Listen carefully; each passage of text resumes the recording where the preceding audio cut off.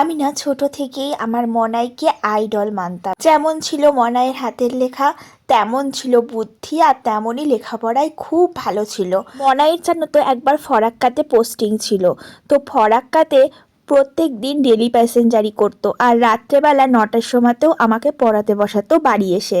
মনাই আমাকে একটা কথা বলতো যে আজকের কাজ অবশ্যই আজকেই করে নেওয়া উচিত, সেটা কালকের জন্য কখনোই ফেলে রাখা উচিত না।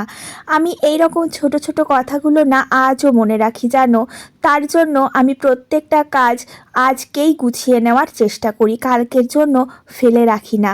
এর জন্য হয়তো আমার কাজের প্রেশার একটু বেশি পড়ে, কিন্তু সমস্ত কাজ খুব সুষ্ঠুভাবে হয় জানো। মনাইয়ের আদর্শ, মনাইয়ের নীতি, এগুলো আমাকে আগাগোড়াই খুব আকৃষ্ট করেছে। আজকে আমার হাজব্যান্ডের লাঞ্চে ছিল ডিম, আর ছিল শুক্তো, তার সঙ্গে তো দই থাকেই, আর ওটসের চিল্লা বানিয়েছিলাম আজকে ব্রেকফাস্টে, যেটা আমি ত্রিশকে টিফিনেও দিয়ে দিয়েছি। ও তো দেখে ভীষণ খুশি হয়ে গেছিলো জানো। রেগুলার রুটি খেতে ও একদম ভালোবাসে না।